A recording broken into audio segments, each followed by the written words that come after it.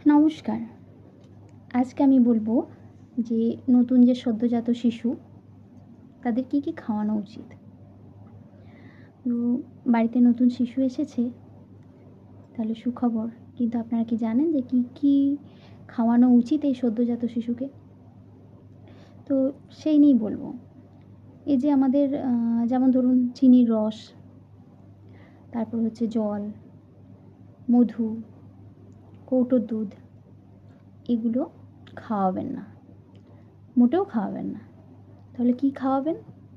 6 মাস বয়স পর্যন্ত শিশুকে শুধুমাত্র মায়ের বুকের দুধ খাওয়াবেন। এবার অনেক মাই বলে থাকে যে মায়ের দুধ হচ্ছে না। সেটা স্বাভাবিক। ১ম ২ দিন ওই ধরনের হয়, এটা স্বাভাবিক। কিন্তু তারপরে পরে যদি হয় সেটা একটু অস্বাভাবিক। তবে মা যদি সঠিকভাবে খাওয়া-দাওয়া করে সেক্ষেত্রে ঠিক হয়ে যায়। তো ১ম ২ দিন একটু কিন্তু দুধ নিঃসরণ হতে একটা সময় নেয়। আমার নিজের ক্ষেত্রেও হয়েছিল। তো সেক্ষেত্রে ২ দিন পর্যন্ত আমার বাচ্চা দুধ পায়নি।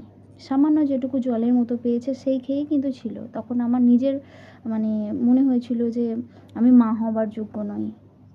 সন্তানকে খেতে দিতে পারছি না। কিন্তু এটা স্বাভাবিক। এটা নিয়ে চিন্তা করার কিছু নেই। ১ম ২ দিন যে ফোঁটা মতো যে জলের মতো রস যেটুকু পাবে সেই দিনগুলোর জন্য ওটুকুই কিন্তু তার যথেষ্ট। এবার এই যে মায়ের দুধ ৬ মাস পর্যন্ত বলা হয়, শুধুমাত্র ৬ মাস মায়ের দুধ খাওয়াবেন সেটা না।